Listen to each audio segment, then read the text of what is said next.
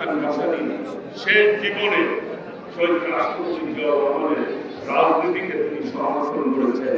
সকল সময় নির্যাতন নিপীড়নের বিরুদ্ধে তিনি রুখে দাঁড়িয়েছেন, পাকিস্তানিদের বিরুদ্ধে এবং স্বাধীনতা যুদ্ধের মূল বীজ কিন্তু এই মৌলানা আব্দুল হামিদ খান ভাসানী এই কাগলারি সম্মেলন থেকে তিনি ঘোষণা করেছিলেন, বহন করেছিলেন যে স্বাধীনতা পরবর্তী ঘোষণা দিয়েছিলেন শহীদ রাষ্ট্রপতি জিয়াউর রহমান।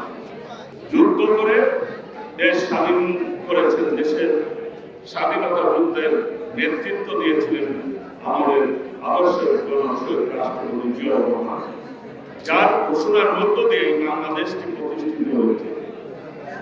তৎকালীন স্বাধীনতার পর শেখ মুজিব তিনি স্বাধীনতার মূল চেতনা গণতন্ত্রকে পদদলিত করে বাকশাল কায়েম করেছিলেন, সকল রাজনৈতিক দলকে নিষিদ্ধ ঘোষণা করেছিলেন।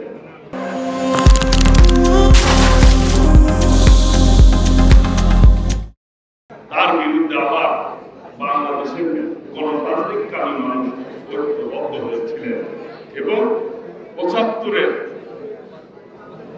৭ই নভেম্বর বিপ্লবের মধ্য দিয়ে, সিপাহী জনতার বিপ্লবের মধ্য দিয়ে এই দেশে শহীদ রাষ্ট্রপতি জিয়াউর রহমানের আবির্ভাব ঘটে এবং মৌলানা আব্দুল হামিদ খান ভাসানী শেষ জীবনে শহীদ রাষ্ট্রপতি জিয়াউর রহমানের রাজনীতিকে তিনি সমর্থন করেছেন এবং মানুষকে বলেছেন শহীদ রাষ্ট্রপতি জিয়াউর রহমান একজন দেশপ্রেমিক বীর মুক্তিযোদ্ধা, তার সাথে তোমরা থাকো, এই দেশের মানুষের মঙ্গলের জন্য। মৌলানা আব্দুল হামিদ খান ভাসানী বিএনপির সাথে থাকতে বলেছিল তার যারা অনুসারী ছিলেন। প্রিয় ভাইরা, শহীদ রাষ্ট্রপতি জিয়াউর রহমানের দল বাংলাদেশ জাতীয়তাবাদী দল। সেই শহীদ রাষ্ট্রপতি জিয়াউর রহমানের দল পরবর্তীতে দেশ থেকে বেগম খালেদা জিয়া